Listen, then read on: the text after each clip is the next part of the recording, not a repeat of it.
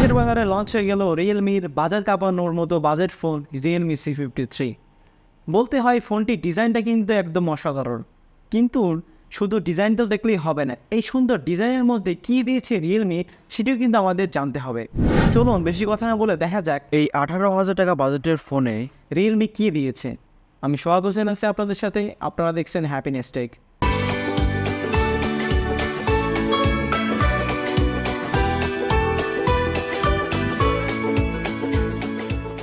প্রথমে আমরা জেনে নেব ফোনটির ডিজাইন এবং এর বিল্ড কোয়ালিটি সম্পর্কে। ফোনটির ব্যাগে থাকছে পলিকার্বনেট এবং গ্লসি ম্যাট ফিনিশ, যাকে শাইনি চ্যাম্পিয়ন ডিজাইনও বলা যায়।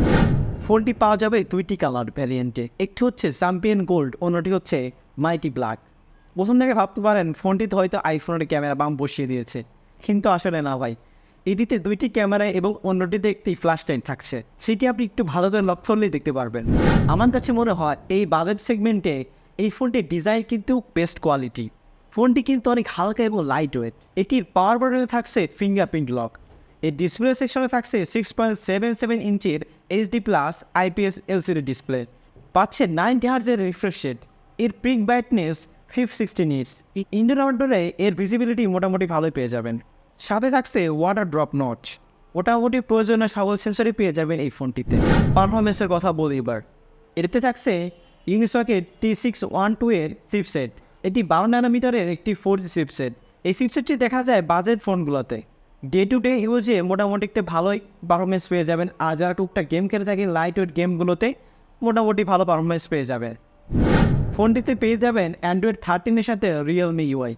এটির ব্যাটারিতে থাকছে 5000 mAh ব্যাটারি, সাথে 33 ওয়াটের ফাস্ট চার্জার। এই ফোনটি 30 মিনিটে 50% চার্জ হয়ে যাবে। ডে টু ডে ইউজে একটু ভালো ব্যাকআপ পেয়ে যাবেন। এবার কথা বলি এই ফোনটির ক্যামেরা নিয়ে। এটিতে থাকছে 108 মেগাপিক্সেলের প্রাইমারি ক্যামেরা। এই বাজেটে এই ফোনটি কিন্তু প্রথম যে ফোনটিতে থাকছে 108 মেগাপিক্সেলের প্রাইমারি ক্যামেরা। এটিতে আপনি ফুল এইচডিতে 30 fps এর ভিডিও রেকর্ড করতে পারবেন। এর সাথে থাকছে আরও একটি ব্ল্যাক অ্যান্ড হোয়াইট সেন্সর এবং অন্যটি হচ্ছে ফ্ল্যাশ। এটির ফ্রন্টে থাকছে 8 মেগাপিক্সেলের সেলফি ক্যামেরা। এটিতে আপনি 720-তে 30 fps এর ভিডিও রেকর্ড করতে পারবেন। ফোনটিতে পেয়ে যাবে 6GB র্যাম এবং 128GB রোম, যা আপনারা এক্সটেন্ড করে এই র্যামটি 12GB পর্যন্ত করে নিতে পারবেন। আচ্ছা, তো এবার বলি এই ফোনটি সম্পর্কে আমার ওপিনিয়ন। এই ফোনটিতে কিছু চোখে পড়ার বিষয় হচ্ছে এই ফোনটিতে এই বাজেটে 108 মেগাপিক্সেলের ক্যামেরা এবং 6.77 ইঞ্চি ডিসপ্লে এবং গর্জিয়াস একটি লুক।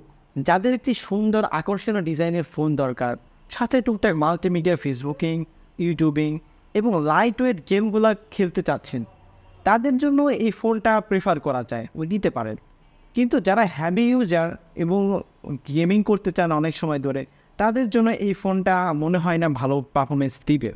আচ্ছা, তো এবার জানিয়ে দিবেন আপনার ওপিনিয়ন আমাদের কমেন্ট বক্সে।